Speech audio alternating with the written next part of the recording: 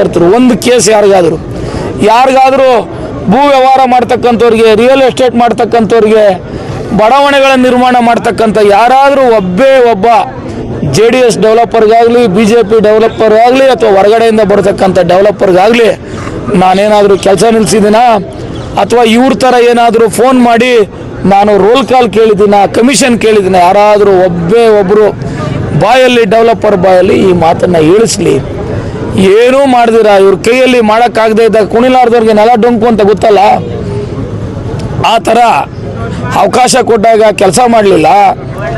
ಬರೀ ಕಮಿಷನ್ ದಂಧೆಲಿ ಅಧಿಕಾರಿಗಳ ಹತ್ರ ವರ್ಗಾವಣೆ ದಂಧೆ ಮಾಡಿಕೊಂಡು ಹಣ ವಸೂಲು ಮಾಡ್ಕೊಂಡು ಕಾಲ ಕಳೆದುಬಿಟ್ಟು ಇವತ್ತು ಕ್ಷೇತ್ರದ ಅಭಿವೃದ್ಧಿಯನ್ನು ನಿರ್ಲಕ್ಷ್ಯ ಮಾಡಿ ಸುಳ್ಳು ಆರೋಪ ಮಾಡ್ತಾ ಇದ್ದಾರೆ. ಇದೇ ರೀತಿ ಸುಳ್ಳು ಆರೋಪಗಳನ್ನು ಚುನಾವಣಾ ಪೂರ್ವದಲ್ಲೂ ನನ್ನ ಚುನಾವಣೆಗೂ ಮಾಡಿದ್ರು, ಜನ ಬೆಲೆ ಕೊಟ್ರ. ಈಗಲೂ ಸಹ ಅದೇ ಆಗೋದು. ಕಾಂಗ್ರೆಸ್ ಪಕ್ಷದ ಮುಖಂಡರುಗಳು, ಕಾರ್ಯಕರ್ತರು ಸದೃಢರಾಗಿದ್ದಾರೆ. ಇನ್ನೂ ಚುನಾವಣೆ ಬರುವವರೆಗೂ ಇನ್ನೂ ಹಲವಾರು JDS ಪಕ್ಷದ ಮುಖಂಡರುಗಳು, ಕಾರ್ಯಕರ್ತರು ಕಾಂಗ್ರೆಸ್ ಪಕ್ಷವನ್ನು ಸೇರ್ತಾರೆ. ಇದು ನಾವು ಮಾಡ್ತಾ ಇರ್ತಕ್ಕಂಥ ಅಭಿವೃದ್ಧಿಗೆ ಅವರು ಸ್ವಯಂ ಪ್ರೇರಿತವಾಗಿ ಸೇರ್ತಾ ಇರ್ತಕ್ಕಂಥದ್ದನ್ನು ನಾನು ನಿಮ್ಮ ಗಮನಕ್ಕೆ ತರ್ತೇನೆ.